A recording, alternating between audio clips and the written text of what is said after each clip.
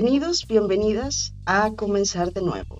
El día de hoy estoy muy contenta porque nos acompaña una mujer que ha tenido realmente un impacto dentro de la sociedad.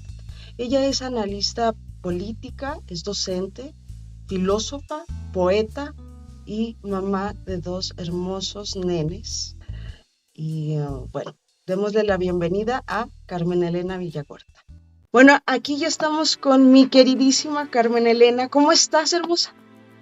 Buenos días a ti y a tu auditorio. Buenos días, Comenzar de Nuevo. Estoy muy contenta, feliz, emocionadísima de coincidir contigo, de reencontrarnos después de tantos años y de poder compartir estas sonrisas las dos. Ay, qué hermoso, qué hermoso. No me canso de decírtelo. No, ni yo. Cuéntanos un poquito para que te conozcan. ¿De dónde eres originaria? Sí, creo que esa es una primera y muy importante pregunta porque tiene una complejidad mi origen. Lo sé. Que viene del hecho de que mi padre y mi familia paterna son del Salvador, en Centroamérica, del pequeño El Salvador, el país más pequeño del continente, que apenas mide 21.000 kilómetros cuadrados, y por esa razón Gabriela Mistral, la gran poetisa chilena, cuando visitó Centroamérica y conoció El Salvador, lo llamó el pulgarcito de América. Sí. Soy salvadoreña de nacimiento, y mi madre es colombiana, y mi familia materna es colombiana. En Colombia somos, en mi familia, originarios de un lugar que llamamos el Eje Cafetero, que es donde se produce el café en Colombia, y somos de un departamento colombiano que se llama Caldas. Ok.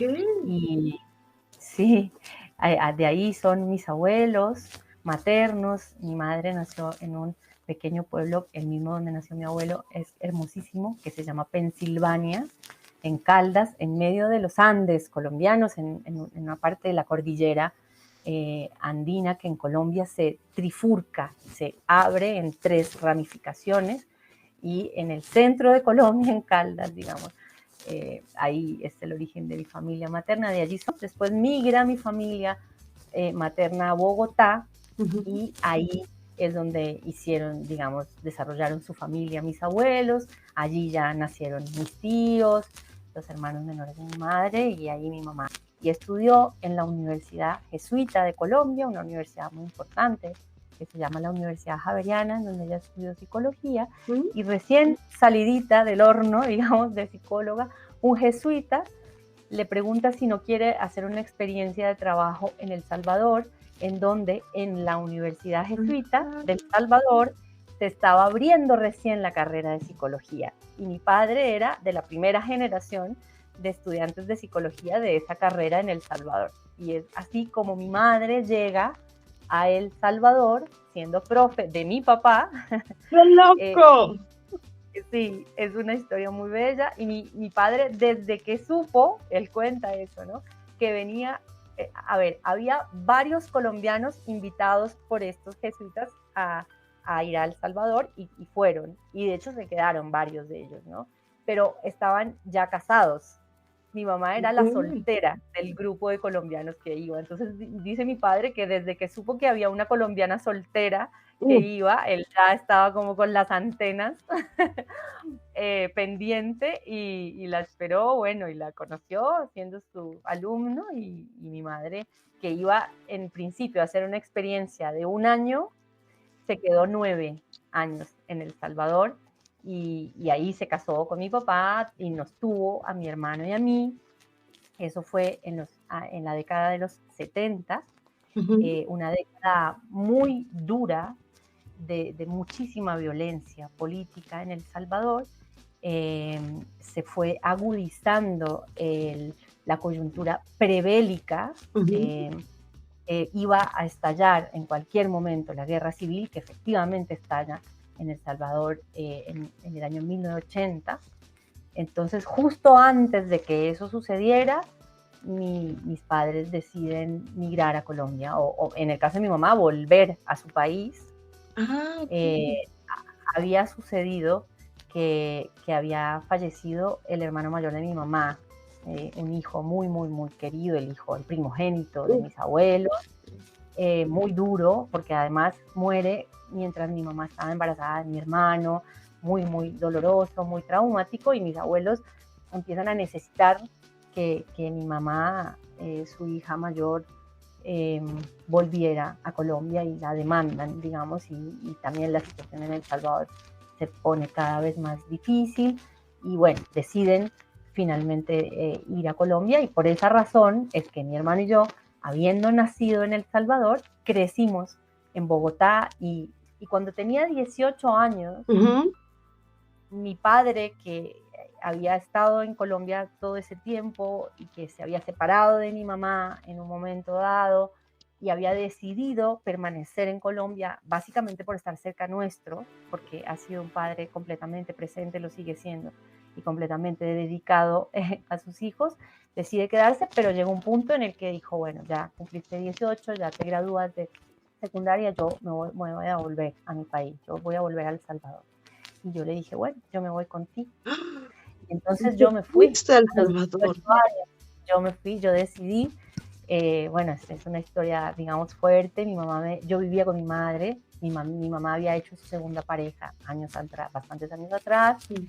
y yo vivía con ellos y con mi hermano, menor que yo, mi hermano, ¿verdad? Era un adolescente, mi hermano de 16 años. Ujú. Y, y fue una decisión dura, pero yo la tomé con mucha determinación. Mi mamá me pidió, me dijo, por favor, quédate, no te vayas. Y yo le dije, Uf, yo necesito irme con mi papá. Y ella, al ver que yo estaba tan decidida, pues me apoyó con todo su amor. Y yo me fui con mi padre, con mis 18 años, con unas qué maletas gigantes. fuerte. Todavía en ese momento se podía viajar con equipaje. Recuerdo mucho que un chico que hacía la fila para el check-in conmigo me dijo, oye, pero estas maletas, ¿por qué son tan grandes? ¿Te fuiste de tu casa? Sí, Sí. le dije, me fui de mi casa. Me fui a los 18 con mis gigantes maletas y llegué a casa de mi abuela paterna en San Salvador, El Salvador. Y en El Salvador fui a la misma universidad donde se conocieron mis padres y hice allí mi licenciatura en filosofía. Pasé ahí en El Salvador cerca de 10 años ¿Es la y UCA? fue un momento hermoso. Es Sí, la UCA ¿verdad? El Salvador. Exactamente, Sí, sí, exactamente. sí. La Universidad Centroamericana, Americana, sí, tres claro. años de la que me siento profundamente orgullosa y a la que amo mi alma mater y a la que le agradezco haberme Tanto. ofrecido una formación en filosofía excelente, de primer nivel. Claro. Aquí hay dos cositas que quisiera un poquito desmenuzar.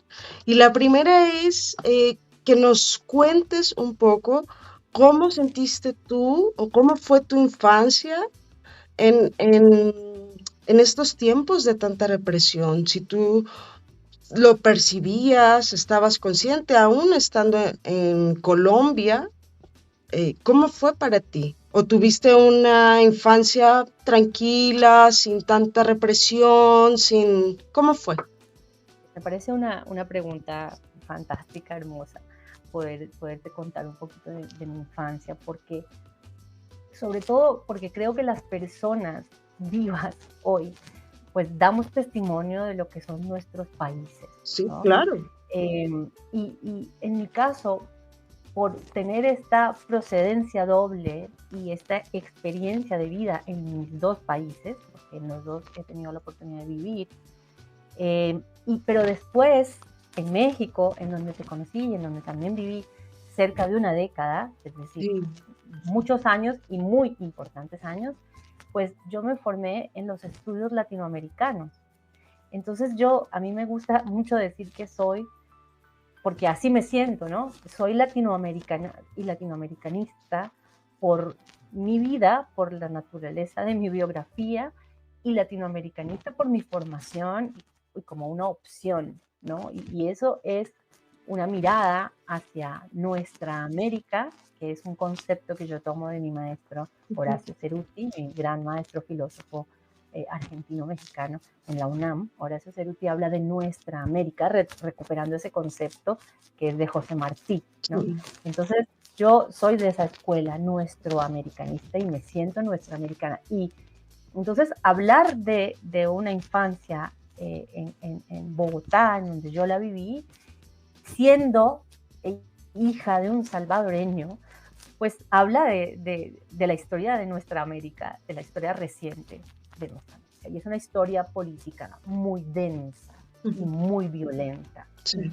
Y además provengo de dos países particularmente violentos. Como son sí. esos, ¿no? Entonces, yo, para responderte a la pregunta finalmente, creo que pude tener una hermosa infancia resguardada de toda esa violencia de mis dos países, gracias a ser una niña de la clase media urbana en Bogotá, ¿no? Con dos padres profesionales que nos pudieron proveer de recursos y de condiciones privilegiadas, de privilegio, que nos permitieron vivir en barrios donde todavía se pudo, porque eso lo vivimos mi hermano y yo, salir a hacer nuestra vida fuera de la casa, en las tardes, ¿no? Wow. Y jugar a las escondidas y subir a los árboles y agarrar cerezas, y tenemos un montón de anécdotas.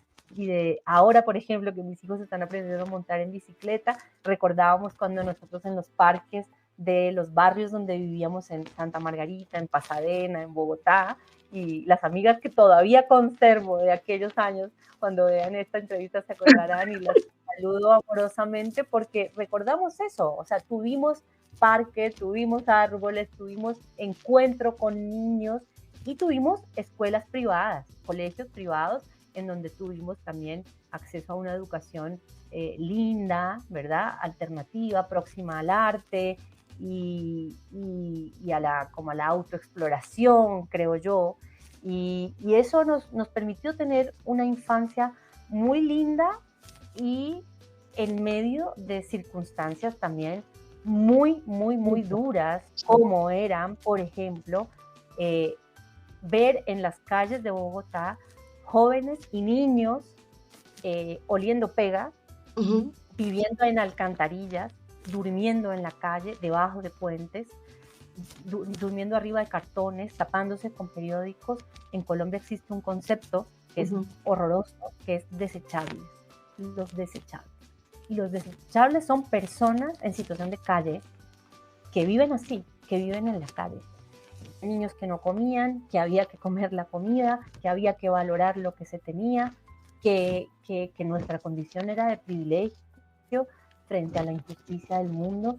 Entonces, la pobreza sí siempre fue algo que estuvo, que se vive cuando se vive en Bogotá, ¿verdad? Y la situación en la que crecían muchos otros niños, por un lado, pero por otro lado, dentro de nuestra propia clase social, clase media privilegiada, también había situaciones de drogadicción muy fuertes, niños que tenían acceso a armas.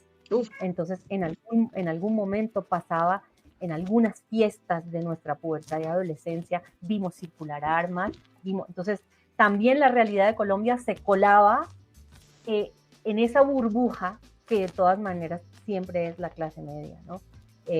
Teníamos que lidiar con esa realidad y la terminas naturalizando. Ay, terminas entendiendo que la violencia está, que la pobreza es, y que entonces como que te acostumbras claro. y a eso, ¿no? Claro. Justo quería ligarlo un poquito, ya que entramos más en estos temas. ¿Cómo es que caes a la filosofía? ¿Crees que tuvo que ver bastante esto? Un poco de lo que nos estás compartiendo, el impacto de ver, ¿no? El tema social. ¿Cómo es que te acercas a la filosofía y lo haces tu modo de vida? Totalmente vinculado. Como te mencioné, sí le atribuyo a mis padres haber inculcado en mí la semilla de la sensibilidad hacia lo social. Mis padres son los dos personas de izquierda, mentes críticas frente al sistema, es algo muy importante esto porque ellos son, y después nuestro núcleo, todos, mi hermano y yo también, ¿no? Pasamos a ser como los únicos con esta mentalidad y con este pensamiento crítico dentro de nuestras dos familias, dentro de nuestras respectivas familias. Wow. Sí, sí, wow. Eso es como parte de cuando te cuento que lo que me parece hermoso de los testimonios personales es lo que revelan de las sociedades de las que venimos. Es así en todas las sociedades de América Latina, es así en México y es así en Argentina, en donde vivo ahora, en donde ves familias totalmente escindidas por razones ideológicas. Es decir, te une la sangre y te une el cariño, pero directamente decides no hablar de política porque hay una, en Argentina le dicen una grieta, ¿no? Está la grieta. Está la grieta de un pensamiento, de una visión distinta en donde la otra mirada es la realidad es así, la vida es así, siempre ha sido así, siempre ha habido pobres y siempre los va a haber. Y yo no sé por qué, o sea, tienes que pensar en eso, ¿no? En cambio, desde mi lugar era, por un lado, como te cuento, mis padres, siendo los dos psicólogos y siendo los dos personas de izquierda, como muy presente eso en su discurso. Además, mi padre como salvadoreño, esa es una parte bien importante de mi infancia, porque yo, siendo esto, una niña blanca de clase media de Bogotá, tenía un padre salvadoreño, centroamericano, en cuyo país se estaba desarrollando una guerra civil muy fuerte, sí. ¿Verdad? Estaba muriendo muchísima gente. Al final se cuentan en 80,000 aproximadamente la cantidad de muertos que hubo en la guerra de El Salvador, que duró todos los años 80. Durante todos esos años 80 estábamos en Colombia, mi papá oyendo siempre en su radio de onda corta, marca Sony, nunca lo olvidaré. Me encanta. La radio Venceremos, que era la radio del FMLN, la radio de las fuerzas guerrilleras que se habían unido en El Salvador y que luchaban contra el gobierno y contra el ejército salvadoreño.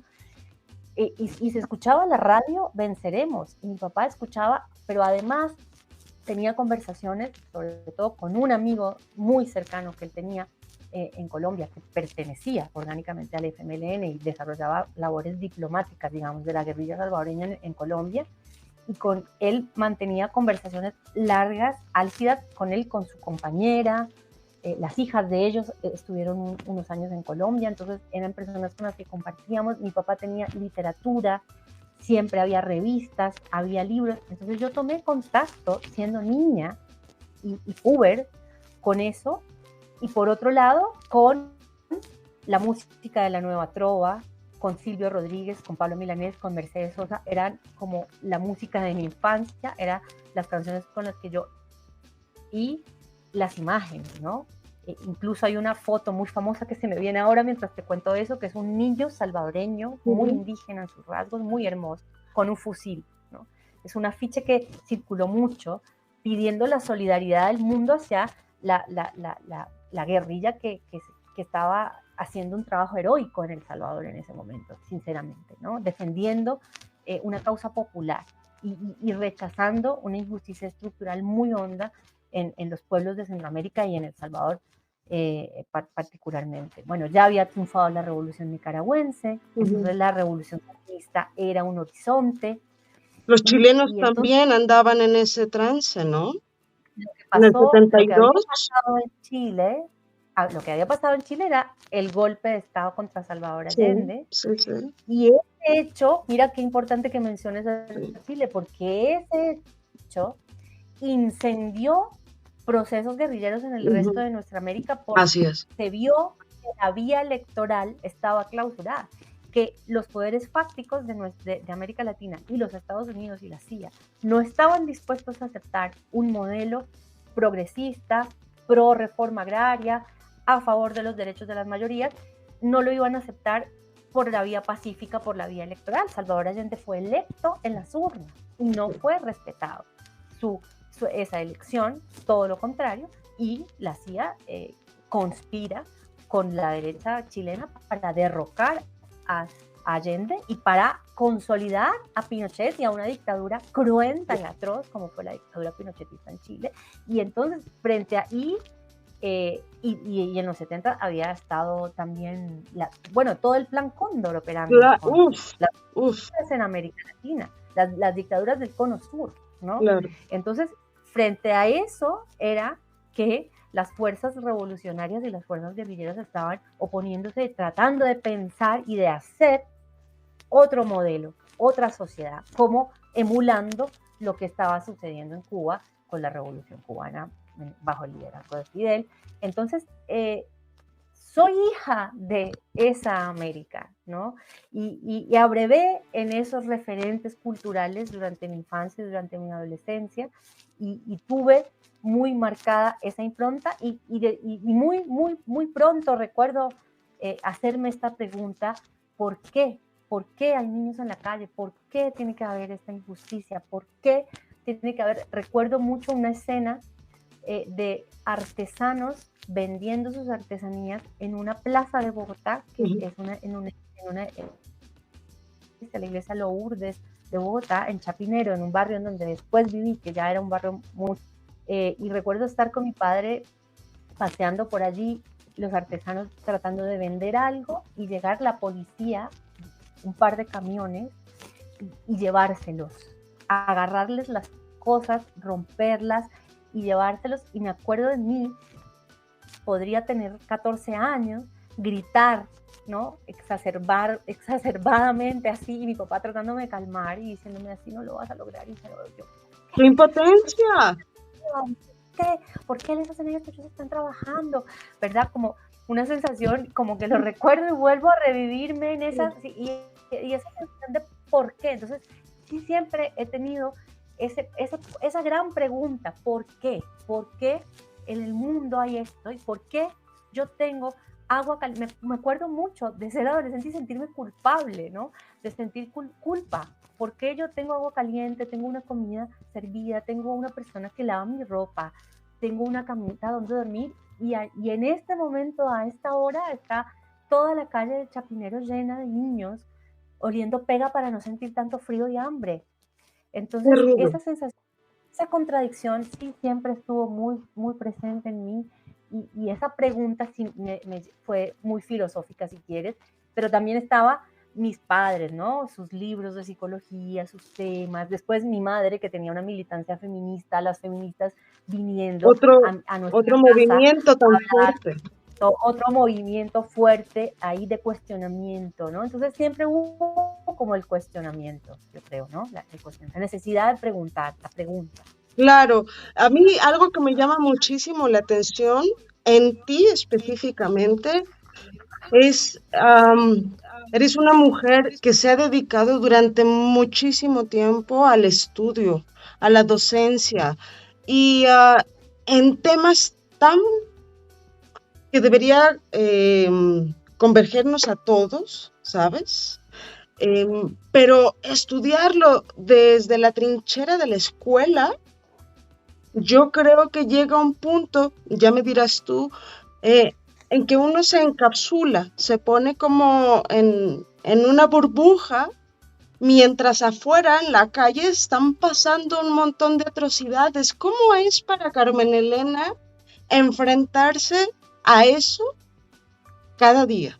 Porque es un quiebre indudablemente de tantos cuestionamientos, de tanta información, de tantos sentimientos al mismo tiempo, y que la escuela, el conocimiento te puede dar una percepción, ¿no? Pero ya en el día a día pareciera ser otra cosa. Es impresionante lo que me estás preguntando, porque, tengo mucho para decir en ese Qué bueno, sentido. qué bueno. Ilústranos. Gracias por esa pregunta. Y por todas, ¿no? Yo he sido idealizadora e idealista, ¿no? Entonces, así como he tenido la duda, la pregunta, la inquietud, la criticidad, también paralelamente he tenido mucha idealización, mucha engrandecimiento y mucha ilusión, ¿no? Mucha enamoramiento. Entonces, te diría, mi primer gran, inmenso e idealizadísimo amor fue mi padre, ¿no? Y a partir de allí, siento yo, eso después lo he podido analizar en múltiples procesos terapéuticos que he podido hacer, pero digamos, yo creo que aprendí a idealizar, idealizando a mi padre, ¿no? Mi padre como el gran conocedor, como el hombre que me puso en contacto con tantos libros. Por ejemplo, mi padre es el gran que tenía unas colecciones, tiene, aún las tiene, tremendas colecciones de literatura universal de las que yo me nutrí en toda mi adolescencia. Entonces él puso a mi disposición todos esos libros, pero también conversaciones, ¿no? En las que él me contaba toda su visión del mundo. Mi gran primer maestro, creo que fue mi padre, ¿no? Qué hermoso poderlo reconocer así como un maestro. Claro, como tu Ahora. catalizador, Y él me completamente. ponía, también una cosa que hacíamos muchísimo era y nos gusta todavía mucho a los tres, es el cine. Entonces mi padre en Bogotá, donde hay grandes festivales, eso fue hermoso, por ejemplo, de crecer en Bogotá, de tener una gran capital cultural, ¿no? En donde tenías acceso a todo eso, a libros, música, festivales, y conciertos y cine, mucho cine. Entonces nosotros fuimos grandes consumidores de cine, y entonces, bueno, pero lo que quiero decir es, yo creo también con él aprendí a amar el conocimiento, ¿verdad? Uh-huh. Y a idealizar el conocimiento, Uh-huh. y también a amar la universidad y a idealizar la universidad. Entonces, para mí la universidad es como el lugar, ¿no? La usina donde se produce el conocimiento que ilumina la sociedad, en donde vamos todos a aprender, y donde ese aprendizaje nos va a llevar a ser mejores, y donde vamos a podernos encontrar para hacer que el mundo no sea como no debe ser, y para poder luchar contra la injusticia. Entonces yo tenía suena así como una cruzada, ¿no? Pero yo realmente fui a la universidad y a la filosofía con todas esas ilusiones. Y yo pues estuve 5 o 6 años estudiando la carrera de filosofía, y aparte la filosofía absolutamente también idealizada por mí. O sea, la filosofía, la madre de todas las ciencias, la filosofía era la que me iba a dar la sabiduría, precisamente, amor a la sabiduría. Yo, gracias a esta carrera, voy a salir sabiendo cómo, ¿verdad? La heroína que va, además yo tenía de verdad muy marcado, lo tenía y lo sigo teniendo, creo, como la marca de la revolución, ¿no? ¿Cómo vamos a revolucionar el mundo? ¿Cómo vamos a revolucionar nuestra sociedad? ¿Cómo vamos a llevar un cambio real a nuestras sociedades? Y entonces me aferré a la filosofía como esa sabiduría que me iba a proveer, ¿no? Y a la universidad como el lugar en donde yo iba a obtener. Entonces yo me acuerdo de mis primeros años de universidad, de estar enamorada platónicamente de todos mis profesores, porque como yo he sido de idealizar, entonces para mí, ¿cómo sabe de lingüística? ¿Cómo sabe de Aristóteles? ¿Cómo sabe de Kant? Y yo estaba enamorada de todos. Bueno, entonces me maravillaba, me enamoraba, me ilusionaba, ¿ves? Así soy yo. Esa es como parte de mi personalidad. Entonces, para mí la universidad fue eso, pero tuve la oportunidad, como era muy estudiosa y aplicada, rápidamente uno de mis profes como que me detectó y me invitó a trabajar en un centro de investigación de la universidad. Okay. Entonces yo empecé mi primera experiencia laboral formal fue adentro de la universidad, en una publicación de la universidad que era semanal, que se llamaba la revista Proceso, emulando a una revista Proceso de México. Claro. UCA produjo muchísimos años una revistita, un semanario de análisis coyuntural, Proceso, en donde yo estaba encargada de hacer el análisis político, nada menos y nada más. Entonces yo aprendí, mi primer como contacto con el mundo editorial fue a través de lo universitario y del análisis político y de escribir, ¿verdad? Todas las semanas, periódicamente, allí, ¿verdad? Y de estar observando, estar leyendo, estar haciendo un seguimiento de la prensa, de las fuerzas políticas del Salvador. En ese momento ya había acabado la guerra, era la posguerra, un momento profundamente complejo, como sigue siendo El Salvador, ¿verdad? En Sí, este momento claro, también hay una claro. gobernado por Nayib Bukele, semejante revolución para terminar en Bukele. O sea, es algo que necesitaríamos otra entrevista para hablar exclusivamente de El Salvador, porque, bueno, es terrible lo que pasa allí, ¿verdad? Pero entonces yo también trabajar en la universidad me dio un lugar, y observando la política, pues me confrontó, me pasó esto que me estás diciendo, necesariamente me confrontó. Primero, con el poder que representa la Compañía de Jesús, que finalmente son quienes rigen los destinos de la universidad, porque es su universidad. Entonces, un montón de cosas con las que yo no estaba de acuerdo y no me gustaban, ¿verdad? De la manera en la que estaba siendo conducida la universidad. Y por otro lado, no coincidía en muchos casos ideológicamente también con la lectura, pero era una publicación de la universidad. Entonces yo en ese momento era la voz de la universidad, no podía, bueno, ahí me sentía medio... Y por otro lado, la realidad, ¿no? La realidad misma. Finalmente fui formada y bien formada por una escuela de filosofía fundada por un jesuita que fue rector de la universidad y que es mártir del Salvador, porque fue asesinado al final de la guerra, que es Ignacio Ellacuría, el fundador de la escuela de filosofía que sigue vigente en El Salvador y que es importantísima. Viene gente de otras partes a estudiar filosofía en la UCA, y Ellacuría, su gran aporte filosófico consiste en la filosofía de la realidad histórica.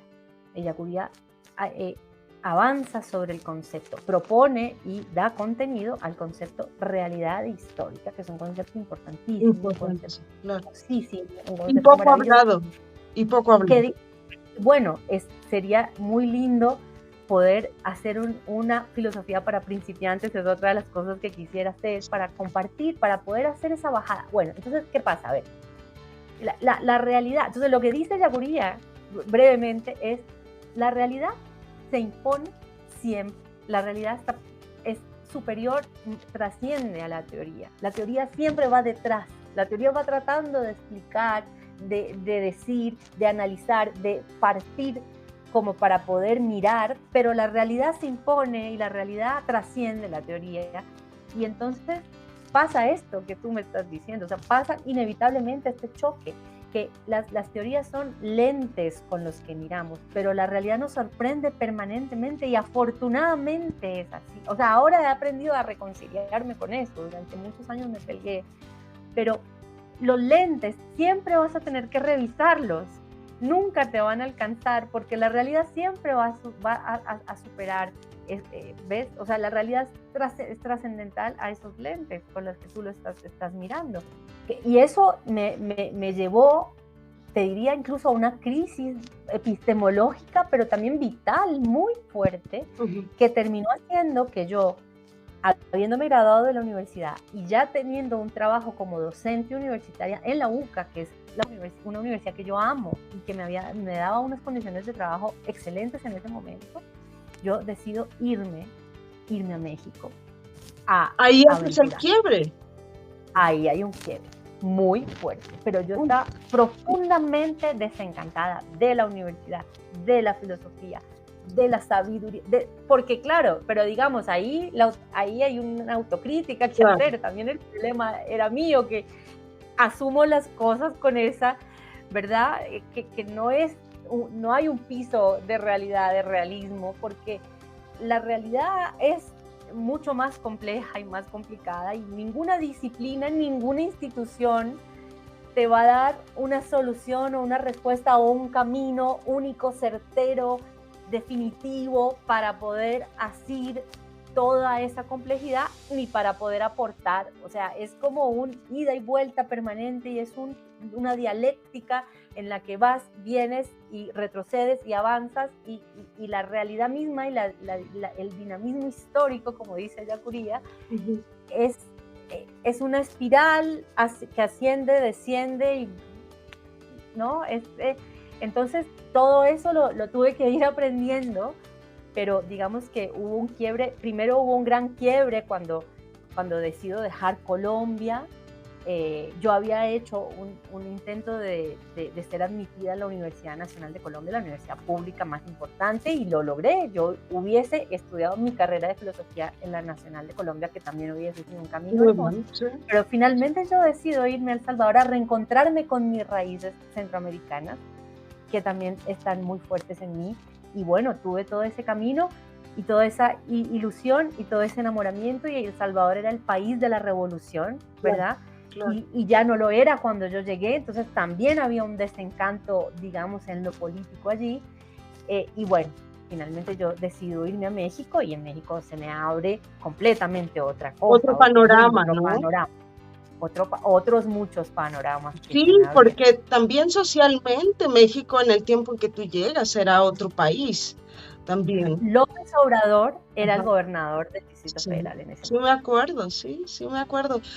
Pero yo creo que es por demás impactante, sobre todo para un filósofo, aprender y tener todo este conocimiento y saber cómo se llaman las cosas y verbalizar todo lo que acontece, y sin embargo, en muchas ocasiones, estar maniatado. No puedes hacer nada, ¿no? Eso es brutal. Estás haciendo una síntesis tan es perfecta. Brutal. Y lo más doloroso, por así decirlo, o lo más impactante, es que tú, como una conocedora de América Latina, país al que ibas, era exactamente lo mismo.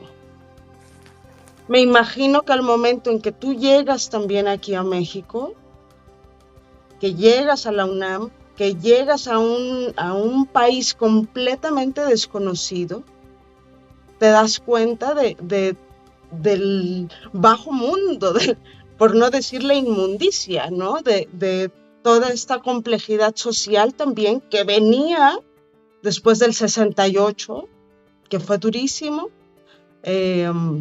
¿Cómo lo viviste?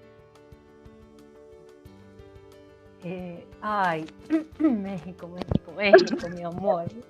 Mi México lindo y querido. Fue muy duro porque, a ver, El Salvador, su tamañito, ¿verdad? No. Y mi situación ya de licenciada en psicología, en filosofía y docente de la UCA, yo ya tenía un lugar, digamos. Un confort, ya un confort, ¿no? Yo ya a una edad muy joven, muy joven. Yo tenía 26 años cuando empecé a dar clases en la universidad. Recuerdo que estaba parada en la puerta y llegaban chicas y me decían, hola, ¿cómo estás? No ha llegado la profe. No, la profe soy yo. También me ha pasado eso, creo, de sentir la necesidad de nuevos desafíos, de desafiarme, ¿no? De no quedarme ahí. Entonces, claro, México era un desafío en donde yo tenía, importante cosa, amigas colombianas, compañeras de mi secundaria, que son amigas que tú conoces, que son Viviana, Margarita, que llegó después, Manuela, ¿recuerdas a Manu? Que es pintora, que Manu fue la primera de nosotras que llegó al DF. Entonces eso también, o sea, ya había, o sea, con Viviana nos dimos cita. Viviana también estaba terminando su carrera de artes en la Javeriana, en Colombia. Yo, pues, estaba con mi necesidad de migrar, como una necesidad grande de migrar. Creo que soy así, un poco ave migratoria, ¿no? Sí, entonces yo sentía también como el llamado de, a ver, ¿qué más hay? O sea, aquí en El Salvador está muy bien, aprendí muchísimo, pero por un lado me desencanté mucho. También tenía encima una pena de amor, porque me había separado de mi primera pareja. Fue mi pareja durante prácticamente todos esos años. O sea, motor para irte sin pensarlo. Exactamente. Me voy, tengo el corazón roto, y llegué a México con el corazón roto, y me costó mucho como curar, sanar esta herida. Y el DF, en el DF también hay muy buena onda. Claro, pero primero tienes un anonimato enorme. No te conocen ni el teto. Sí, no. Lo que yo digo es, el Distrito Federal, ahora ya no es el Distrito Federal, sino la Ciudad de México es un país adentro de una ciudad. Eso es Ciudad de México. Es un país metido adentro de una ciudad con esa dimensión, ¿no? Entonces hay tantas ciudades de México, ¿no? Como poblaciones que se fueron anexando con sus propias dinámicas. Me acuerdo mucho de los primeros días en el DF, sentir como si estuviera adentro de la serie El Chavo del Ocho, con la que yo crecí.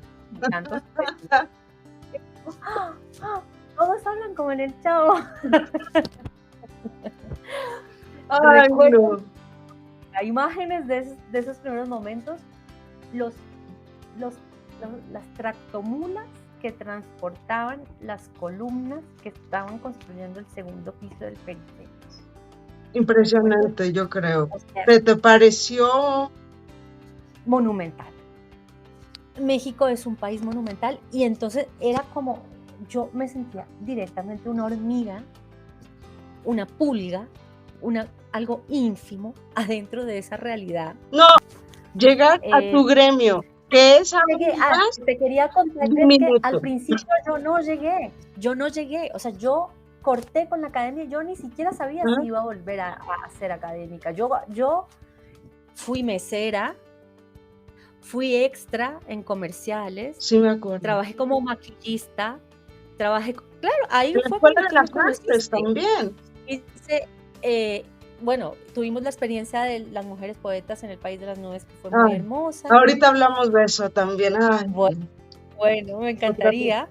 Pero yo no estaba en ese momento todavía en la UNAM, ni sabía si quería seguir el camino académico en ese momento. O sea, realmente yo estaba en una crisis muy profunda, en la que además había decidido ser pobre, entonces trabajaba mínimamente para sobrevivir, tenía muy pocos ingresos y no me importaba nada. Estaba muy estaba despechada, ¿no?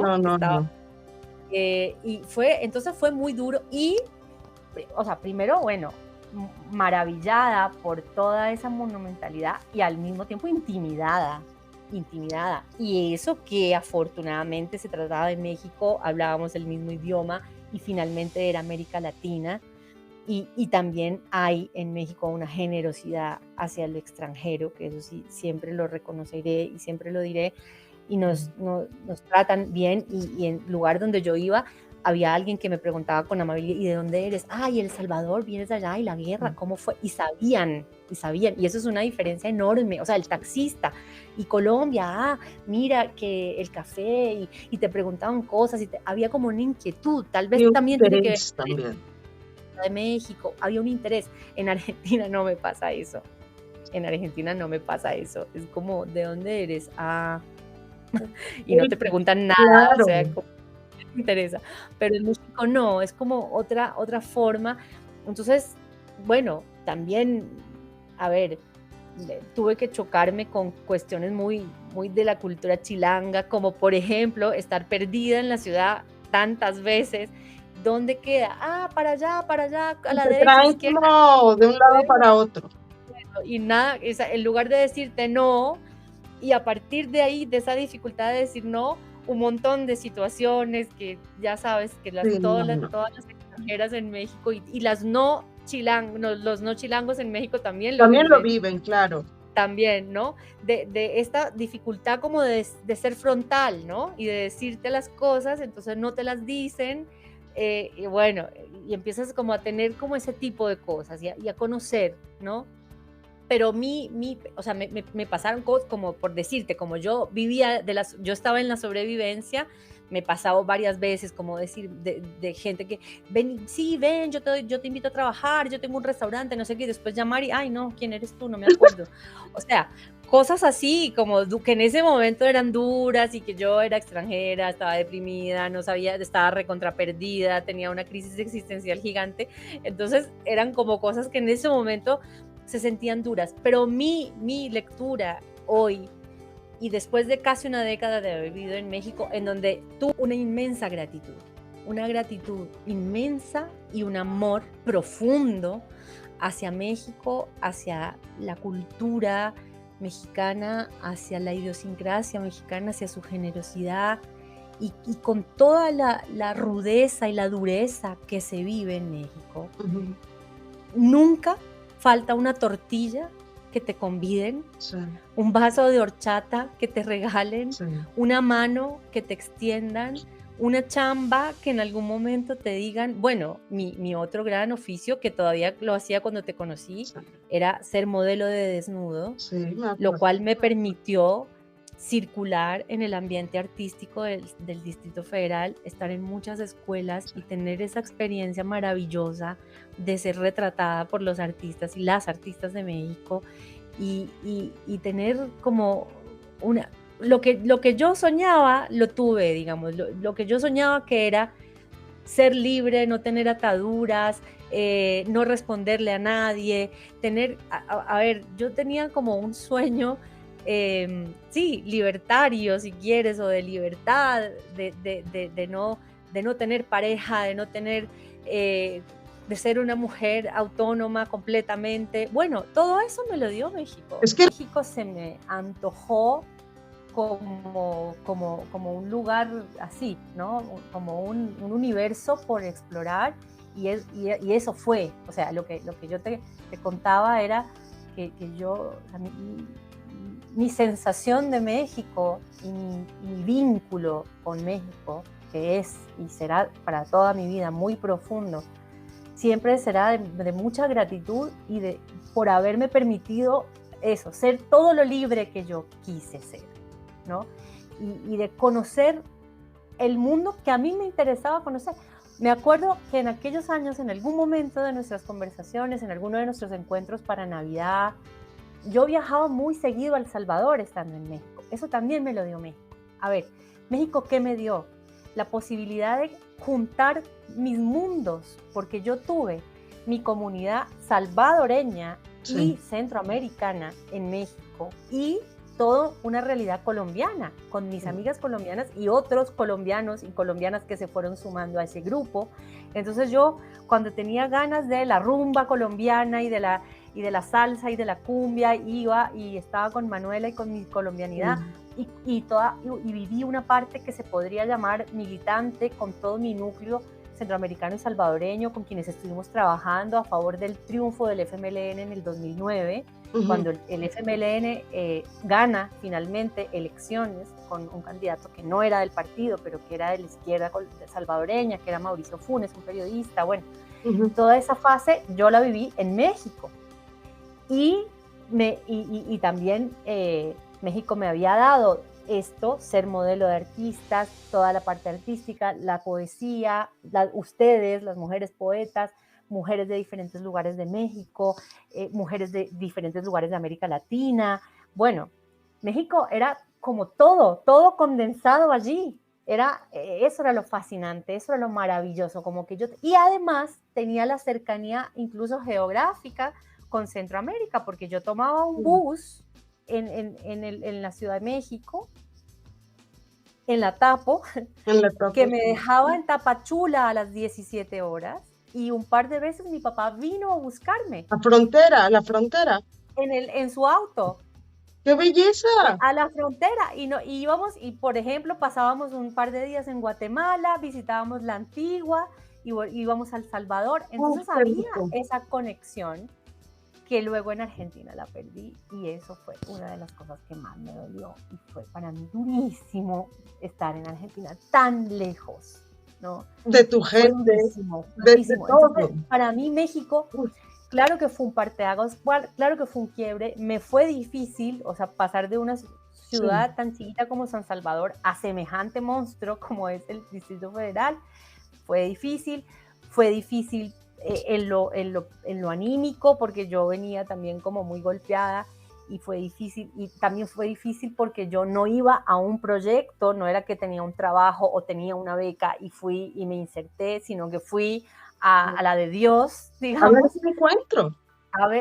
Fui a ver a mis amigas y ellas me abrazaron, me acuerparon, me arroparon y una de nuestras amigas era y sigue siendo asistente de dirección y directora y ella nos llevaba los trabajos de la publicidad y así era como iba logrando como sobrevivir. Entonces fue difícil, pero al mismo tiempo había, o sea, y tenía la libertad, no tenía horarios, no tenía jefe, no tenía marido, no tenía novio, no tenía un papá a quien rendirle cuentas, no tenía, o sea, era libre, libre. Y esa Wow. libertad fue fantástica y fue maravillosa. Y yo viajé por trabajo a Acapulco, a Guanajuato, Sí, claro. eh, un montón a San Miguel de Allende, a donde quieras. Bueno, fue como fantástico. México es fantástico, es Padrísimo. todo lo que te ofrece México, su música, su cine, su gente, sus personajes, o sea, los personajes adentro del mundo artístico son increíbles, los Claro. lugares, no, bueno, México está en mi corazón de una manera, o sea, es un amor para mí muy grande. A mí me encantaron los hombres de México, las mujeres de México, ni hablar. La primera terapeuta que yo tuve, ¿Fue mi primer mexicana? proceso terapéutico fuerte, yo lo empecé en México con una mujer mexicana que es una guía de temazcal, que es alguien que se dedica a la bioenergética, que da talleres de bioenergética en el Chopo. Okay. Una mujer maravillosa, hermosa. Yo, bueno, se me abrió el mundo del temazcal en México, que lo respeto Padrísimo. infinitamente porque México te da esa ancestralidad y al mismo tiempo toda la novedad. Es como toda la tecnología y de repente en una estación del metro una pirámide, Sí, es te una encuentras allí. diversidad poco digerible. O sea, sí se necesita tiempo como para procesar tanta cosa, ¿no? ¿En qué momento llegas tú a la poesía?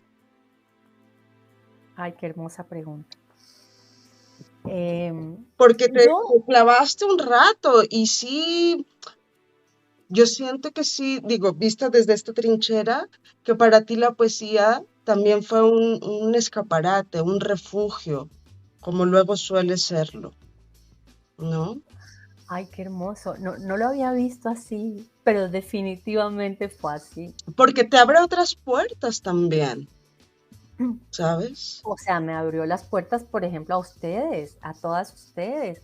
A ver, yo que me gustaría contarte que aún estando en El Salvador, como esos últimos meses, yo ya buscando irme a México, me costó que me dieran la visa, porque los salvadoreños necesitamos visa para ir a México, algo absurdo. Sí, Ay, fuerte, fuerte, sí, qué pues horror. esas cosas que son absurdas, digamos. Eh, bueno, yo estaba buscando, pero todavía estaba en la UCA, trabajaba ahí, y había un escritor que ya empezaba a ser reconocido, que hoy es uno de los referentes en cuanto a la literatura salvadoreña. Él se Ujú, llama Jorge Galán ujú. y él daba un taller de creación literaria en la UCA. Y Ah, yo fui con él a ese taller. O sea, yo tuve este desencuentro amoroso, esta pérdida, esta ruptura con quien fue mi pareja, a quien por cierto adoro, lo quiero muchísimo, por supuesto, por supuesto. Además, mira qué literario y qué poético es todo, porque él, y lo hago como un homenaje a él, se llama Marcel, y se llama Marcel por Marcel Proust. sí, ahorita que dijiste pensé que era. Mira. Bueno, entonces yo había decidido yo además de dejar la relación con él, pero fue una decisión que me costó muchísimo.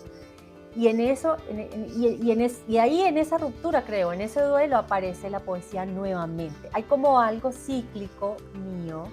Siempre me ha gustado escribir y siempre ha habido un momento en que me agarra la poesía a mí, digamos, Sí, creo yo, que es sí, así, pero o que yo me encuentro con, ¿no? no escribes Entonces, ensayo, escribes, incluso me claro, atrevería a decir que hasta narrativa, estás más cerca o hay mayor posibilidad, pero el lenguaje de la poesía es otro animal, es otra cosa. ah, pero ahí ya, bueno, yo, la verdad, sinceramente, yo soy muy, muy amateur. Yo no podría decirme poeta ni que domino el lenguaje de la poesía, ni que yo he sentido la necesidad de ir a la poesía y he estado en el encuentro de la poesía, pero lo que yo quería contarte que Jorge Galán me dijo en ese momento, mira cómo son las cosas, me dijo, vos, ¿qué vas a hacer en México?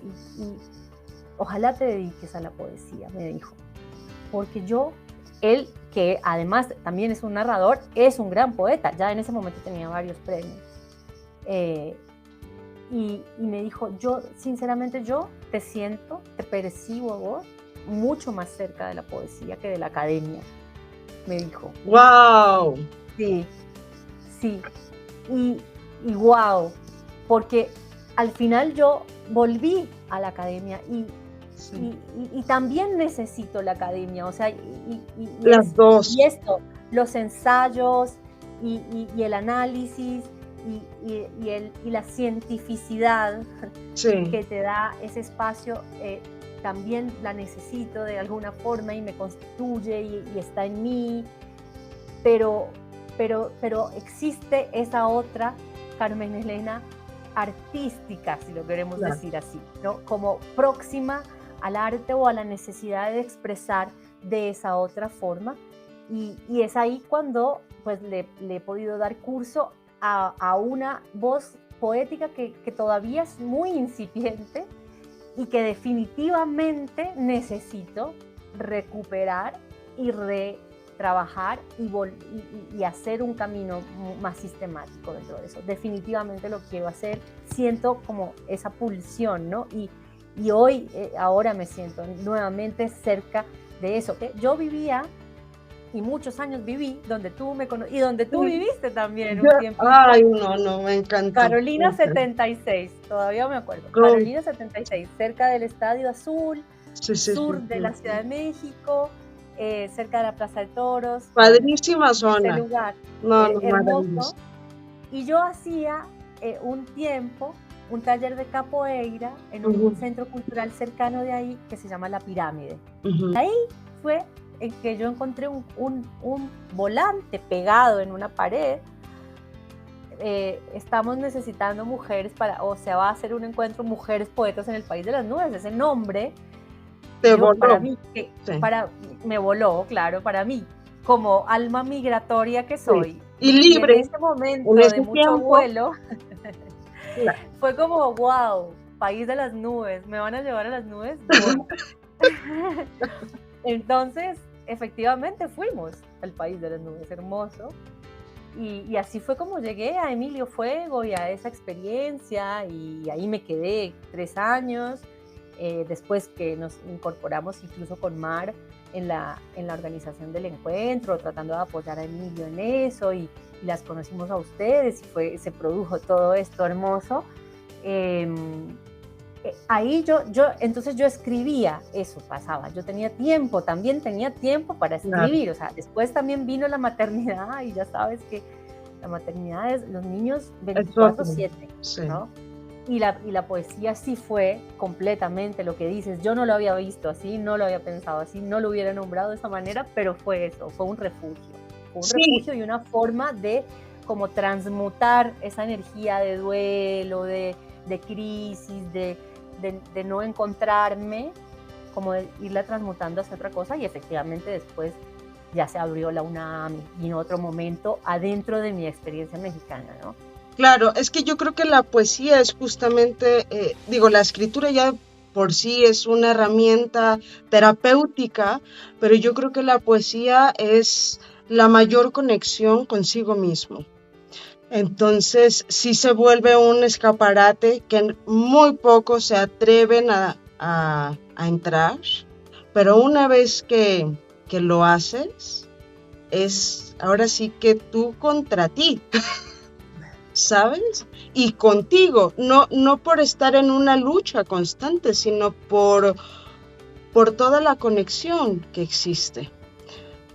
Estos universos que te da estar buscando la palabra que se una con la otra, estas imágenes poéticas, yo creo que es como una conexión flotante de andar en las nubes, justamente, es como es como estar de verdad desconectado de una realidad para meterte en otra totalmente desconocida. Es hermosísimo todo lo que estás diciendo acerca del trabajo poético. Creo que tienes toda la razón cuando dices es la mayor conexión contigo misma, porque Uh-huh. decirte, o sea, te escuchaba y se me venía en algún momento de nuestros encuentros y de las poetas del megáfono, recuerdo mucho de un lugar en la Roma en donde leímos juntas y se había abierto un lugar de unas amigas nuestras, de hecho de una de las colombianas, no me acuerdo ahora el nombre, Catalina y Sandra, no sé si te acuerdas, habían abierto este lugar en la Roma, claro. Un lugar muy lindo. No me acuerdo y ahí cómo se llamaba el lugar. No me acuerdo el lugar, era un nombre re lindo y era un lugar re lindo en la Roma, ¿te acuerdas? Sí. Y ahí leímos, y ahí María Tavares dijo, ¿sabes? Cuando no es verdad, no funciona. O sea, el poema funciona cuando es verdad. Entonces, es llegar a tu verdad, es el trabajo, ¿no? Uh-huh. Llegar a tu verdad, porque cuando dices, lo dices muy bien, ¿no? Estas imágenes poéticas que formas con palabras, pero se forman de lo que son tu verdad, eso es lo que quieres decir. Y tu verdad tiene que ver con tu manera de vivir las verdades o mentiras o realidades con las que estás conviviendo, y tu verdad interior y quizás tu miedo inconfesado, o bueno, en fin, la verdad es algo muy amplio y es de hecho un tema de la filosofía en sí mismo, pero también es un tema de la poesía desde el punto de vista más íntimo, ¿no? Tu verdad, o sea, qué palabras puedo usar para expresar mi verdad. Claro. Entonces hay una conexión y es muy difícil, digamos, es difícil y es, por eso, yo siento como que todo eso eran borradores que yo pude hacer Uh-huh. y que habría que volver sobre eso y retrabajar y redescubrirme esa voz y ese modo de hablar la verdad mía, ¿no? Y de dialogar con otros y con otras poetas, que también es algo fascinante del mundo poético, ¿no? Como estar en contacto con ese lenguaje y cómo los demás y las demás lo van logrando resolver para sí mismos y sí mismas. Bueno, es un universo, ¿no? La poesía es un universo y es un universo maravilloso del que yo me siento totalmente admiradora, pero también novata, amateur, principiante y bueno, con ganas de volver. Algo que quisiera brincar un poquitito es esta etapa muy hermosa que también has estado viviendo, que es la maternidad. ¿Cómo ha sido para ti compaginar tantas áreas tan bellas donde te desenvuelves y compaginarla con esta nueva etapa? Para mí, en la UNAM, conocer a Gustavo, quien es mi esposo hoy y es argentino, vivimos todavía largos años juntos en México. Vino entonces otra etapa, ¿no? Ya de la construcción de la pareja con él y de los estudios, ¿no? Entonces ahí también yo fue como fuerte, ¿no? Porque es como que dejo de lado ese lugar poético, artístico. Y hasta cierta libertad también. Y esa libertad, claro, porque elegí nuevamente embarcarme en un proceso de formación como muy intensa, que fue el posgrado en la UNAM. Fueron muchos años porque fue maestría y doctorado, ¿no? Sí. Entonces fue algo bien intenso, pero también yo siempre digo, también lo pude hacer porque no tenía hijos en ese momento, ¿no? Entonces, mis hijos vinieron después. Yo vine a Argentina a terminar el doctorado con una visión también, como suele ser de mi parte, muy idealista de, bueno, pero voy a Argentina y claro, como no tengo tantos distractores, no conozco a nadie, me voy a abocar a la escritura de la tesis y voy a estar en eso nada más. y como si fuera, o sea, como si fuera ir a la vuelta de la esquina, o sea, lo loco y lo ingenuo fue como No, no, no, no, no, no. no dimensionar lo lejos que me estaba yendo, ¿no? Eh, Gustavo me decía, y también me disculparán el francés, me decía, mira que nos vamos al culo del mundo, ¿no? Aquí se le dice así, Sí, los argentinos sí. que Es suelen que ser está maravillosos se les dice, retirado, o sea, es el culo del mundo. O sea, yo, sí. lo que digo yo es, la suerte es que es un culo lindo. En Córdoba nacieron mis hijos, de hecho, nosotros vivimos en Córdoba 5 años. Pero al principio me resultaba tan insípido, no había colores, extrañaba los colores, el colorido inmenso de México, lo brillante de siempre de México. Y no, y en Córdoba no había colores, todo era gris, beige, y no había colores por un lado, y por otro lado la comida era completamente, o sea, Diferente. porque no hay maíz, no hay atol, no hay atole, o sea, no hay tamal, no hay, no, era una añoranza y una nostalgia cotidiana todo el tiempo, era, pero ¿por qué estoy tan lejos? ¿Qué estoy haciendo aquí? Dios mío, ¿en serio estoy tan enamorada como para hacer esto por un hombre? Porque era esa la razón, o sea, yo había tomado las decisiones anteriores de emigrar, pero por mí misma. Yo Claro. había decidido ir, bueno, por mi padre, pero también por El Salvador, y yo quería, y era mi decisión, y yo había decidido ir a El Salvador. Después yo decidí, y con mis amigas, y con mi despecho, y lo que sea, pero yo decidí irme a México. Pero Y ahora no. fue simplemente, o sea, porque me enamoré de un argentino que me dijo, yo quiero todo contigo, pero yo no me voy a quedar a vivir en otro lado que no sea Argentina. Yo te invito a hacer una vida conmigo en mi país. Qué fuerte. Y él fue muy, muy, muy honesto conmigo desde el principio.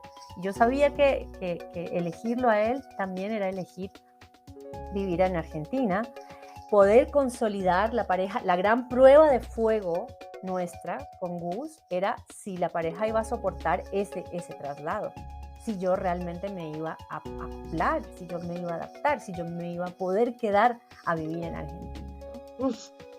Y finalmente, y eso es algo muy hermoso, también es algo muy romántico propio de mí, sí, mi amor por él era lo suficientemente grande como para abrazar su país y para dejarme abrazar por su país, y decidimos quedarnos a hacer nuestra vida y tener nuestros hijos, y el anhelo de ser madre se volvió más fuerte cada vez, ¿no? O sea, yo pasé de ser una adolescente en crisis, como lo fui durante toda mi adolescencia, muy enojada y muy peleada con el mundo, muy atea, decidida a no ser madre, para ser esa adolescente en Bogotá, en una realidad dura, en fin, ¿no? Con mis papás separados, que no se hablaban, con un montón de situaciones muy difíciles, y con mucha incomprensión respecto de la injusticia del mundo. ¿Para qué voy a traer hijos a este mundo? Decía Claro. yo, ¿no? Y además, como imposible que exista Dios en esta realidad tan absurda. Claro. Fui transitando hacia un lugar de ser creyente, como lo soy ahora, y de empezar a abrazar la idea de la humanidad cada vez, hasta que como que se daban las condiciones. Yo necesitaba terminar la tesis, y la crisis que me trajo esa movida, esa migración, me jugó en contra, porque no era que yo simplemente me cambiaba como cambiar de casa y ya instalaba mi máquina y me ponía a escribir, no, era que estar allí en Córdoba y verme tan lejos de todo lo que yo soy, lo que yo había sido hacia ese momento, de mis afectos, de mis papás, de mi hermano, de mi familia, de mis familias, de mis lugares, era como, ¿dónde estoy? ¿Por qué estoy acá?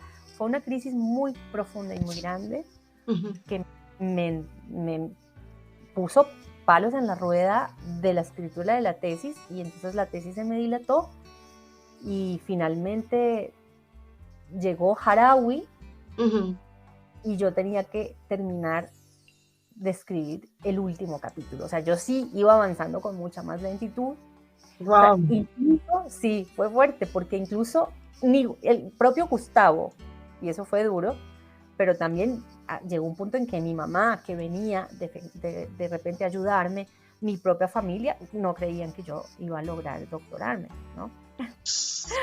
Entonces la maternidad vino de la mano de el cierre de un ciclo, que era el ciclo mexicano de académico, ¿verdad? Y bueno, y abrirme a entender el mundo de la maternidad, o no a entenderlo, a vivirlo. Qué significativo, ¿no? Mira que no lo había pensado así, pero fue así, ¿no? Fue, o sea, cerrar ese ciclo de parir la tesis para parir mis hijos, Sí. ¿no? Yo te diría, lo que la maternidad me ha enseñado más, porque todo el tiempo me enseña, porque los hijos son grandes maestros, lo que yo más te podría decir como aprendizaje es esta cuestión de etapas.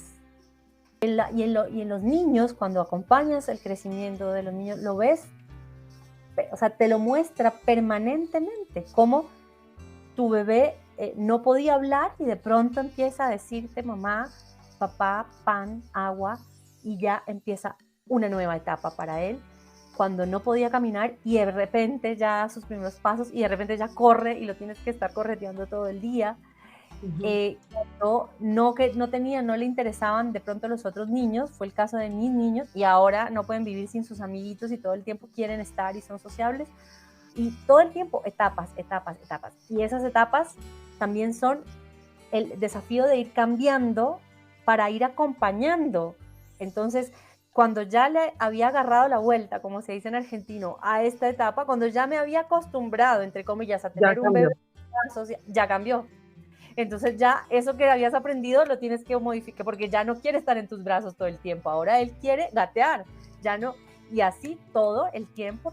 Creo que ese es el desafío de ser personas, o sea, es tener la flexibilidad de ir acompañando el cambio permanentemente y al mismo tiempo la sabiduría de verte para adentro y descubrir qué hilo conductor hay en donde puedas mantenerte en un eje a pesar de todos esos cambios y no desmembrarte Claro. psíquicamente, no sé. Es como, ¿ves? Esa dialéctica permanente entre la permanencia, el cambio, lo que eres y lo que dejas de ser, lo que sigues siendo, qué principios vas a abrazar para no dejarte llevar por la corriente, por tantas corrientes que de repente te llevan, ¿no?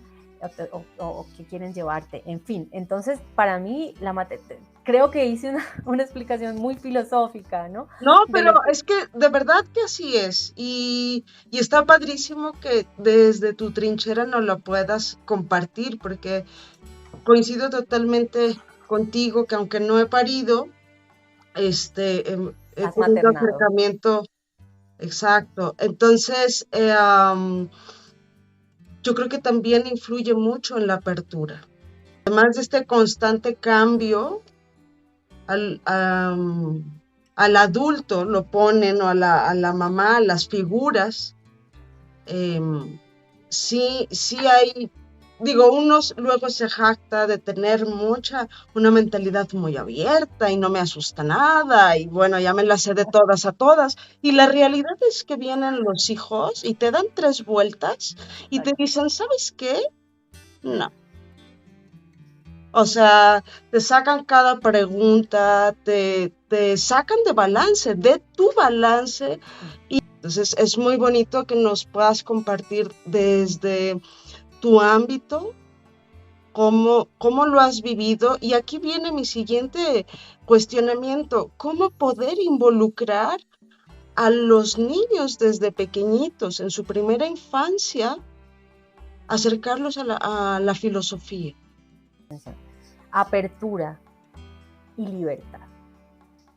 Creo que ahí has tocado como cuestiones muy, muy nodales del maternar, que es algo tan esencial, fundamental, fundante del todo social, porque en esto de la dialéctica es la familia y la sociedad, y las familias y las maneras tan diversas en que se es familia, pero la comunidad, ¿no? La comunidad y el individuo, el afuera y el adentro.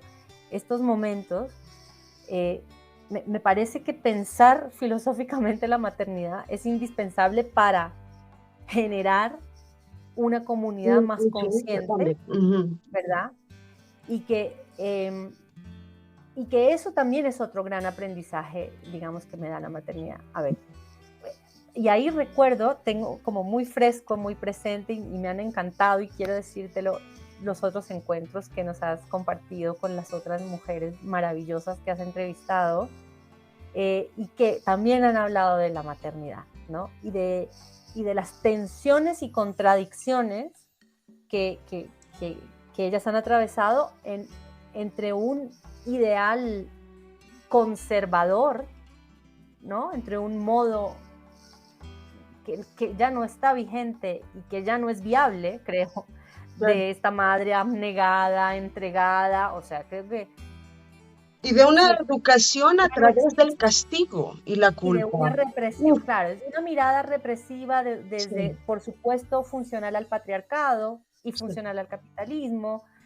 Creo que ya no existe, creo que la verdad pocas madres veo yo que sean así hoy, porque la realidad de las madres es que tenemos una vida, que tenemos una autonomía, que seguimos queriendo resguardar nuestra libertad adentro de... Entonces, ¿qué creo que pasa? Creo que es necesario resignificar el concepto de libertad, en donde la libertad es una libertad no individual, sino comunitaria. Y la primera comunidad es el núcleo familiar, el que tú eliges como tu familia, no necesariamente con tus hijos, con tus mascotas, con tus vecinos. Hay diferentes tipos de comunidad, pero digo, la libertad es la libertad del colectivo, no es la libertad tuya sola. Eso es algo que a mí me costó mucho adentro de la maternidad, porque me peleé muchos, incluso te diría años, los primeros años, yo me quedaba hasta la 1 de la mañana, hasta las 2 de la mañana, porque yo necesito mis horas y mi tiempo y para escribir, y yo necesito publicar este libro, y bueno, que se duerman y yo hago, y tenía tensiones con mi compañero porque él me decía, pero a ver, no te desveles, porque mira que mañana ellos se despiertan temprano y tú estás súper cansada, o sea, claro, este tipo de cosas de la cotidianidad que son tan difíciles, pero yo decía, pero mi tiempo, pero porque además yo fui mamá a los 38 años, o sea, yo ya había tenido toda una vida sin ser madre, acostumbrada a esa libertad de hacer lo que, ¿no? Lo que yo creía o quería, ¿no? Y entonces el bebé que te demanda y que tienes que responder por él, o eliges ser una madre que responde y que está presente, como es el caso mío, quiero estar y quiero acompañarlos y no quiero perderme yo a mí misma en ese estar. Entonces, siento que lo que me preguntas tiene todo que ver con eso y con las participaciones de las anteriores compañeras que me encantaron, de decir, o sea, yo no voy a renunciar a mi carrera, porque además no sería sano para mi criatura, una madre exclusivamente volcada sobre la maternidad, pobrecitos esos niños asfixiados ahí por una mamá omnipresente. Qué lindo poder acompañar mi libertad en la medida de la tuya, porque cuando tú te vas ahora a ese cumpleañitos y disfrutas con tus amiguitos de tu edad y juegas al fútbol, que es lo que ahora te apasiona, yo estoy con mi amiga reencontrándome y conversando y filosofando y hablando y haciendo algo que me encanta, y cuando nos volvamos a encontrar en el día y volvamos a compartir, se nutren.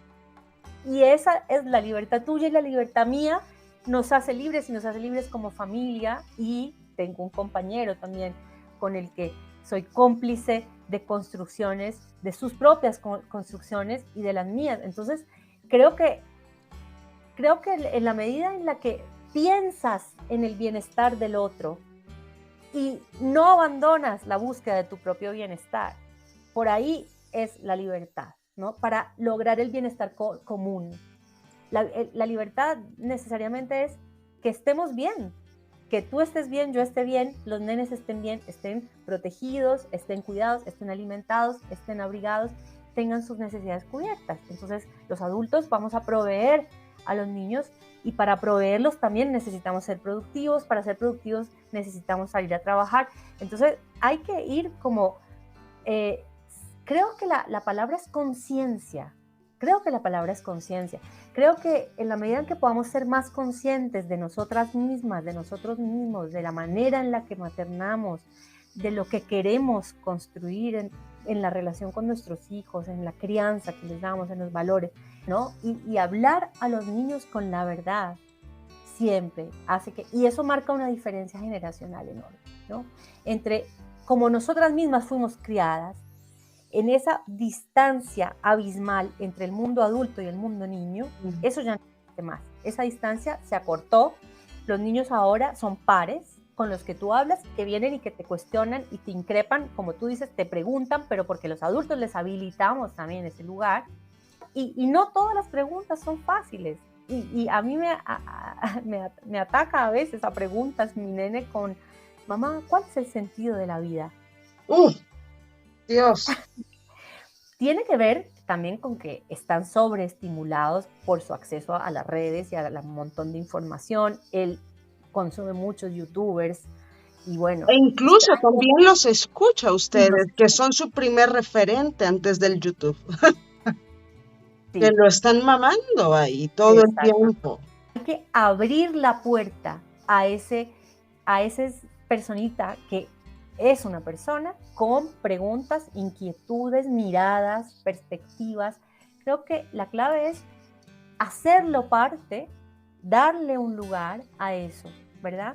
Y escuchar a los niños y a las niñas. Escuchar lo que tienen para decirnos, para preguntarnos, para opinar, hacer sentir que su voz es importante, porque si no crecemos con esto que también al principio fuera de grabación hablábamos, que yo detecto en mi labor como docente como mucha inseguridad, mucha falta de autoestima intelectual, esta sensación de que lo que yo tengo no es importante, mis ideas no son valiosas, mejor no digo porque qué vergüenza, van a pensar que soy tonto, soy tonta. Claro. Entonces hay como una sensación de inseguridad que creo que viene de nuestras infancias, que no fueron atendidas, contenidas, escuchadas. Y esto, bueno, es hacia lo que Palabra Lúcida quiere apuntar, ¿no? Hacia acompañar ese lugar y poder transitar hacia, a ver, todos tenemos algo valioso para decir. Y empezando por los niños y las niñas, tienen sus opiniones, sus impresiones, sus sensaciones, ¿no? Todos tenemos, o sea, también en este espíritu de pensarnos como colectividades, pues la palabra de todas y todas es importante. Del anciano, del maduro, del adolescente, del niño, de la niña, ¿no? Y cómo juntos vamos construyendo verdades, libertades, acuerdos, desacuerdos que forman parte de lo que somos como comunidad, ¿no? Claro, yo creo que también influye mucho que subestimamos al infante. Y tiene un gran impacto no solo en el infante, sino también en el adulto. Claro. Porque muchas veces el infante, a través de su visión, ¿sabes? Incluso de su nobleza, de su parte tan virginal que tiene, nos hace ver al adulto de distinta manera las cosas. Totalmente. Entonces es un reaprender. Exactamente. Mi querida Carmen Elena está comenzando con un proyecto bellísimo que se llama Palabra Lúcida. Y es justo esta comunión que estábamos diciendo al inicio de escuchar, escribir, converger unos con otros. ¿Nos cuentas un poquito de este proyecto? ¿Cómo Gracias por darme la posibilidad de contarles sobre esto. Invitarles muy cordialmente a seguir la página en Facebook. Aquí vamos a dejar todos sus datos de Carmen para que la estén checando. Gracias, buenísimo, me va a encantar tener nuevas personas integrantes a esta comunidad que se está formando.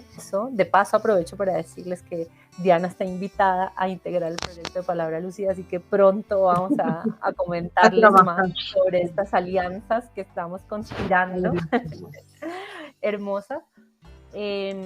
A ver, yo diría y qué lindo poderlo decir, que palabra lúcida vendría a ser una gran síntesis de toda esta historia que vengo compartiéndote y compartiéndoles, ¿no? Es un momento de, así lo siento, ¿no? Un momento de síntesis entre la academia y todo ese otro lugar, ese lado más bohemio, si queremos, o artístico, poético, literario.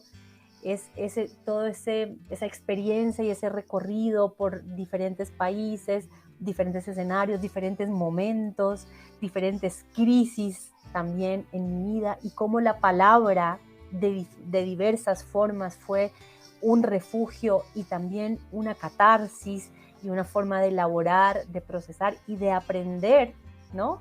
De esas experiencias para hacerme mejor, ¿no? Para crecer, para madurar, para ser más consciente, para ver cosas que no estaba queriendo ver o no estaba pudiendo ver, y cómo la palabra me ayudó de diversas maneras a poderlo expresar. También veo a la palabra como en su potencial del intercambio, del encuentro, del converger, como usaste ese verbo que me parece maravilloso, converger, encontrarse, ¿no? Encontrarse y aprender a desencontrarnos. Creo que hay un aspecto bien importante, y es el que yo te contaba sobre la diferencia ideológica entre mis familias y yo, o mis familias y nosotros, en el caso de mi madre, mi padre, mi hermano y yo, y cómo eso ha sido muy fuerte y nos ha constituido como familias, pero al mismo tiempo no ha impedido que tengamos vínculos muy profundos de mucho respeto y amor. Y siento que la maternidad y la apertura de la maternidad me ha traído amor. Es la palabra que me viene. O sea, estoy en un momento de mucha plenitud, de mucha gratitud hacia la vida, que quisiera poder derramar de alguna manera, ¿no? ¿Cómo lograr todos esos aprendizajes que a veces en la academia se quedan tan adentro, tan encapsulados? Escribes un paper y lo van a leer 5 especialistas, 5 personas interesadas. ¿Cómo llegar más, ¿no? A más personas, pero con conocimiento quizá no tan elaborado, quizá no tan, pero mucho más básico y elemental, que estemos necesitando para poder tomar herramientas que nos ayuden a ser mejores, ¿no? Eso es un poco lo que podría contarte sobre Palabra Lúcida, que es un proyecto que inicia y que está todavía por verse, pero hacia dónde va y qué tanto va a crecer, pero tengo mucha ilusión con poder invitar, y esa es la invitación que hago, a pensar conscientemente la comunicación. Palabra Lúcida es abrazar a la palabra y a su importancia para decirla mejor, decir lo mejor, lo que puedo decir, decirlo lo mejor que pueda o lo que necesite decir.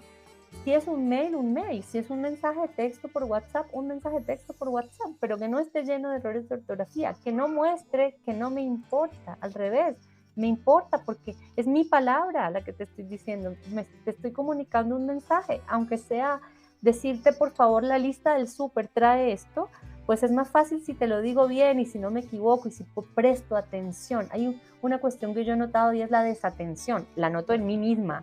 Cuando no presto atención a lo que el otro, a ver, te pedí que trajeras azúcar, café, y ¿por qué no trajiste? Te faltó el café, ay, perdón, presté atención. Y ese momento ya se enturbió porque, pero yo tenía planeado, mira, había invitado a tal a tomar un café y ahora no tengo el café porque no me lo trajiste. Y esas pequeñas cosas, ¿no? O sea, ¿cómo?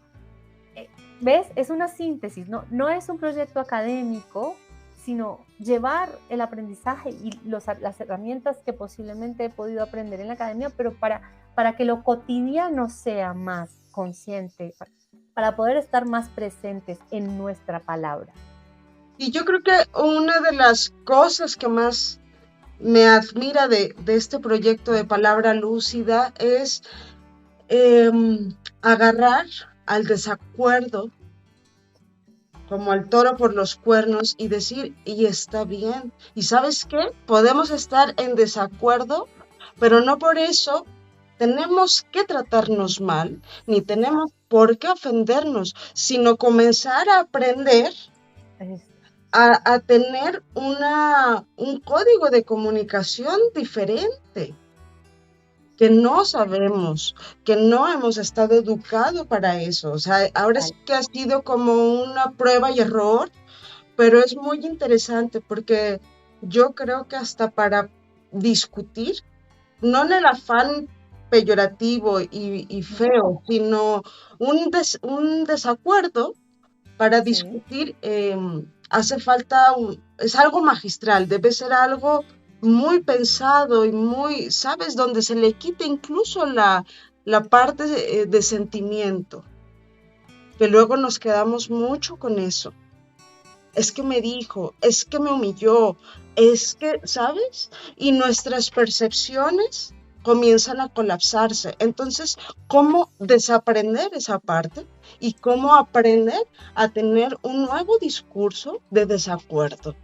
Yo creo que esa es una de las cosas que más me sorprendió de Palabra Lúcida.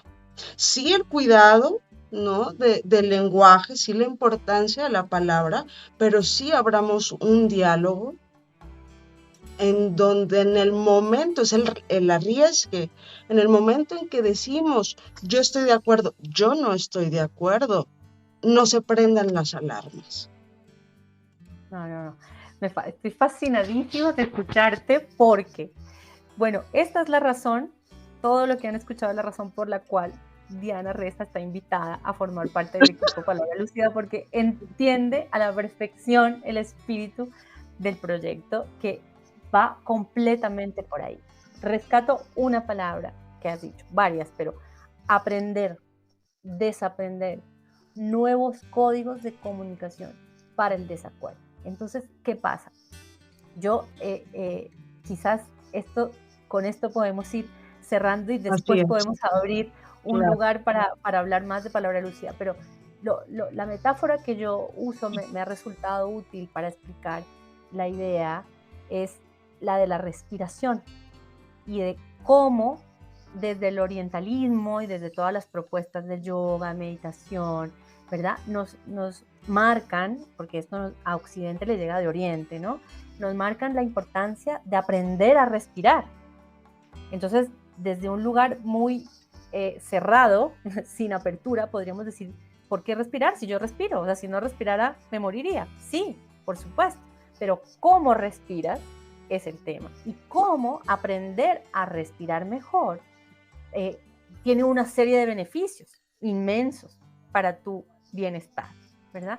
Entonces, asimismo, hablar, escuchar, dialogar, leer, escribir, todos los días lo hacemos, todo el tiempo. Entonces me podrás decir, tú me vas a enseñar a leer, tú me vas a enseñar a escribir, tú me vas a enseñar a hablar a mí. No, yo no te puedo enseñar, o sea, tú lo haces todos los días. Yo lo que te propongo es un espacio de aprendizaje y desaprender, digamos, vicios que nos obstaculizan en la mejor comprensión. Pero además, porque creemos saber dialogar y no sabemos dialogar, no sabemos estar en desacuerdo. Sí. Entonces me encanta la forma en la que lo nombraste, Diana, porque es exactamente así. O sea, encontremos una manera para que los desacuerdos, que siempre los habrá y debe haberlos, porque Y en eso muy consiste sano. la diversidad, claro, pero ¿cómo hacer que un desacuerdo, tanto con mi pareja, o sea, qué cenamos hoy, o cuándo cocinas tú y cuándo cocino yo, hasta en dónde tiene que haber un semáforo en la ciudad, en dónde no, hasta cómo hacer con la basura con el vecino, y de ahí todas las decisiones más Claro, se fundamentales. ¿Tiene que extrapola. haber minería a cielo abierto o no? Los grandes dilemas de nuestra América hoy, Claro, ¿no? ¿Cómo me trato con una multinacional? ¿Tiene que haber un edificio de ese tamaño acá en este barrio? No, o sea, hay cosas que tenemos que decidir y aprender a decidir y aprender a estar en desacuerdo, sin que eso signifique que me impongas violentamente, como suele ser, o que nos distanciemos definitivamente y entonces se hace imposible una relación, porque la realidad es que tenemos que convivir y que somos comunidad y que aunque tengamos muchas cosas en que no nos vamos a poner de acuerdo, convivimos en la misma ciudad o a veces en la misma casa, o, en fin. Entonces es toda una cuestión, ¿no? Pero esa es un poco la propuesta y me encanta saber que la interpretas de esa manera brillante. Y gracias, muchas, muchas, muchas gracias por este espacio, por esta charla, por este reencuentro, por esa sonrisa. Qué hermoso. Delicioso, deliciosa la conversa. Antes de que te me vayas, solamente para toda nuestro público, te quisiera pedir un gran favor. Si a partir de tu positivismo y conciencia filosófica puedes darle una palabra de aliento a todas nuestros escuchas, que les está volviendo a tocar comenzar de nuevo. Y a veces es solamente, hace falta ese pequeño empujón para animarte a hacer las cosas, para tratar de hacerlo diferente. Claro. Yo creo que lo más doloroso ha sido el viaje interior y descubrir todas las ficciones que yo me había creído, ¿no? Como yo he contado que he sido de idealizar, y desidealizar es doloroso, ¿no? Claro. Como rever esa creencia, ¿no? que se tiene. A veces no va hacia la idealización, puede ser cualquier otro tipo de creencia. Pero mi mensaje sería, no tengas miedo, da miedo porque duele mucho, por supuesto, y lo entiendo y lo sé porque lo he vivido en carne propia y he sufrido y he llorado mucho, acompañada también de mucha ayuda, eso, ¿no? No tengas miedo, con ayuda, siempre con ayuda, con apoyo, que hoy en día hay muchos, de muchos tipos. Yo no creo que haya una sola forma, creo que hay muchas formas con la que resuene más, con la que tú te sientas más cómoda, más cómodo, pero sí hacer esa autoexploración, sí ir en el viaje hacia adentro y mirarte lo más honestamente que puedas mirarte para descubrir tu verdad, porque es esa verdad lo que va a liberarte, lo que va a hacer que esas heridas, primero puedas identificar en dónde está la herida, dónde están las heridas, y después ir encontrando. Siempre la vida te va a dar la forma de ir sanando, siempre te va a traer el pañito, la curita, la persona, el abrazo, la palabra, la herramienta que vas a necesitar cuando vayas encontrando esa herida para sanar, pero no dejes de hacerlo porque es la única forma de liberarse. Si no, esas heridas están ahí entorpeciendo tu desarrollo, tu plenitud, tu llegada a una mayor conciencia de ti. Entonces yo creo eso firmemente, que el camino es la verdad, y primero hacia ti misma, ¿no? Y vas a descubrir cosas muy desagradables. Creo que eso es lo más doloroso, ¿no? Como que esa imagen de una misma que una se hace, no eras lo que, o lo eras junto con toda esa otra sombra, y que también está esa otra cosa que puede ser envidia, celos, rabia, odio, ganas de matar, cosas horribles. Puede ser que te vayas a encontrar, pero tienes que encontrarlas para limpiar y sanarlas en ti. Y la belleza del mundo es una realidad que hay que defender, ¿no? Hay que abrazarse a la belleza, por supuesto, y la belleza en ti, empezando por la belleza en ti, ¿no? Y como lo demás me está espejando, claro. Entonces cuando veas una flor bella, un árbol hermoso, un atardecer maravilloso, piensa que es un espejo de tu interior, que eso también está dentro de nuestro, ¿no? Hermosa. Gracias por este momento, por esta sesión. De verdad, mil gracias. Gracias a ti por este proyecto también, por comenzar de nuevo juntas. Esta sincronicidad, la aplaudo y espero que sigamos para adelante las dos.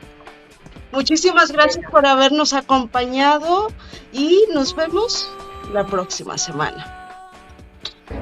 Pero yo te estaba atormentando el orden de los sueños en el ojo embosado de la luna, tras una amarga visitación de sombras, con la torpe fabulación que llora el desterrado, tanteando la eternidad. con las cuencas vacías. Gracias. Nadie me dijo a dónde ir, ni en qué camino hay que seguir.